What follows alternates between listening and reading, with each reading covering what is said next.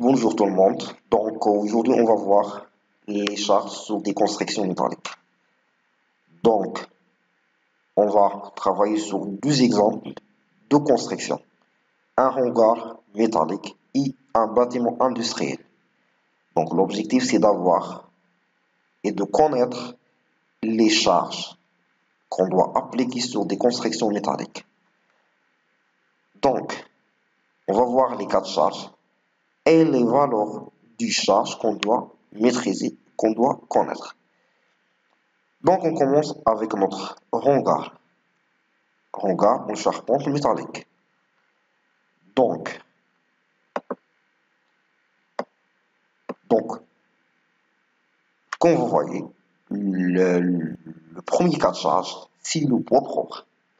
C'est-à-dire le poids propre des éléments du charpente, de hangar.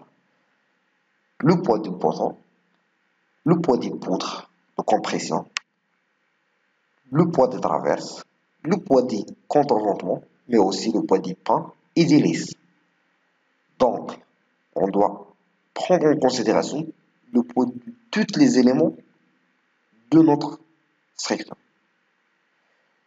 Aussi, le poids, donc je parle du deuxième cas de charge, le poids du panneau. Donc, on a plusieurs cas possibles. Donc, lorsqu'on travaille sur des charges, sur des bardages standards, je parle des tôles d'épaisseur de 0,75 mm.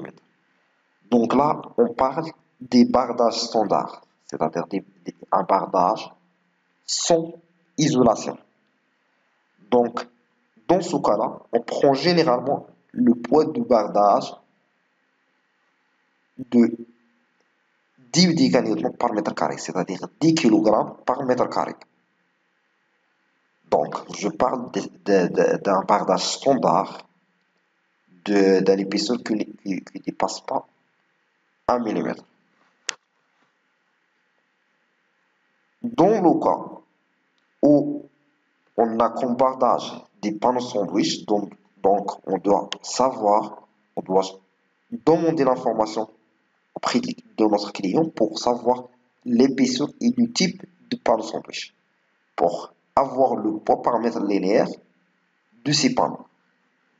Donc, dans le cas de notre exercice, on a des panneaux sandwich d'épaisseur de 8 centièmes. Donc, on a un poids de 15 décanitons par mètre carré.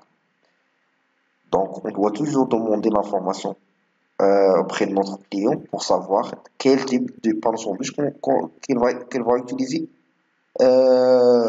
pour son hangar. La troisième charge, c'est la charge d'entretien. C'est aussi importante. Pourquoi?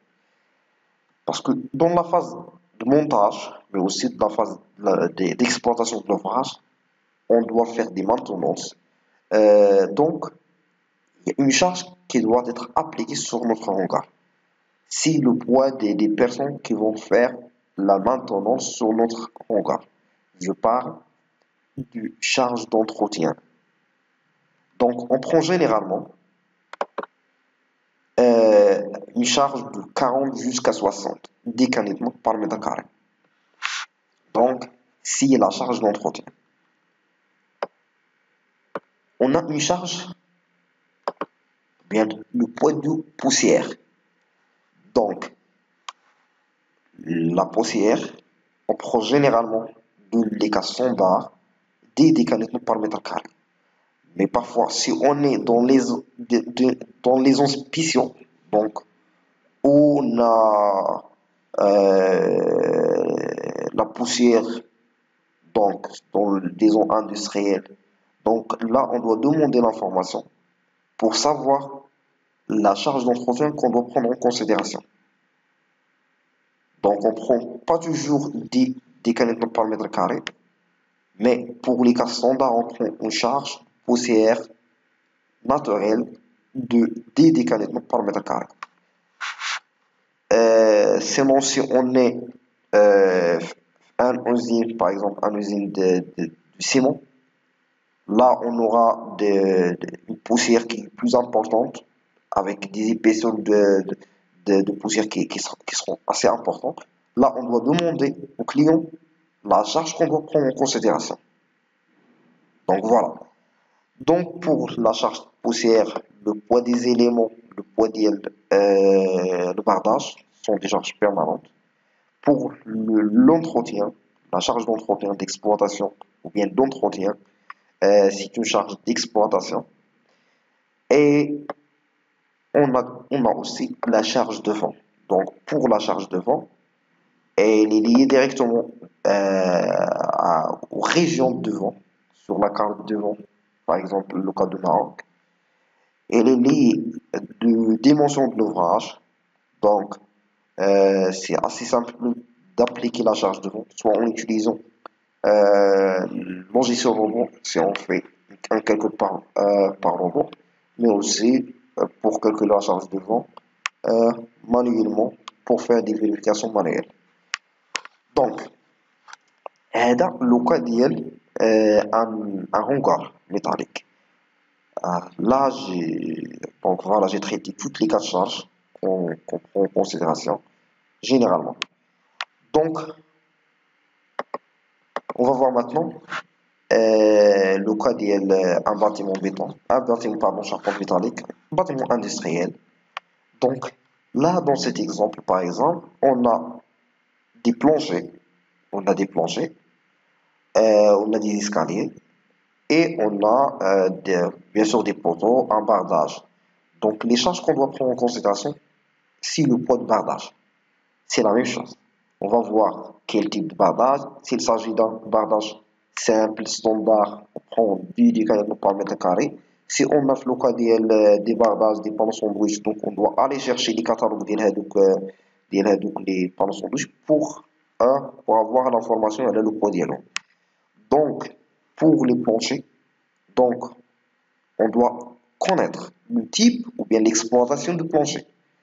L'industrie, dans l'industrie, on a deux types d'exploitation. Donc, l'exploitation standard, c'est pour la circulation. Donc, on a une plancher. Si on a des équipements, disons, le plancher, donc le risque de le plancher, elle sera servie pour la circulation. Donc, généralement, la norme impose la charge d'exploitation minimale de 250 décalettes par mètre carré. Donc, il y a la charge d'exploitation de circulation. Il y a la charge de l'oula. On doit prendre en considération les charges de l'équipement. Chaque équipement a une distance de charge qui est liée à son fonctionnement. هذا الشيء كنلقاه في لا فيش تكنيك ديال هذاك l'équipement اللي خص نطلبوها من الكليان. Donc, on aura la distance de charge statique mais aussi dynamique. Donc, on a une distance de charge statique, le poids d'équipement avec le poids de produit. Mais aussi, on a un effet dynamique, effet de vibration. Et on aura aussi besoin de fréquence de fonctionnement d'équipement pour vérifier la résonance. C'est aussi important. Donc, sinon, si on a un plancher, l'autre fonctionnement des planchers, l'utilisation des planchers, les mécanismes externes juste pour circulation, c'est possible de les utiliser pour le stockage. Donc là, si on a des planchers, un stockage un matériel, on doit demander l'information au client pour savoir quel type de matériel les raids stockent avec la zone. Donc, on doit chercher le produit qui sera stocké les planchers. Ou voilà, la hauteur de stockage, c'est aussi important pour déterminer le poids par mètre carré. Sinon, نطلبوا من الكليان يعطينا la charge de stockage. Par exemple, 1 tonne par mètre carré, 600 kg ou bien 600 décaletonnes par mètre carré. Donc, soit pour la circulation c'est simple, 250, il y a le minimum, il a un farch avec le client, 300, on a 350, on prend 250. هي اللي كاينه في لا نورم. سينون الكليان الى امبوز اون شارج سيركيلاسيون بارفوا عنده دي زونجان اللي غادي يتجرو تما دي شاريو، دونك الى امبوز واحد لا شارج ان مينيموم ديال 300 ولا 350 ديكامتر بار متر كاري، سي بوسيبل. مي الكليان الى الكليان او بيان نوتر كليون الى خلى لا مارج اوفيرت لهاد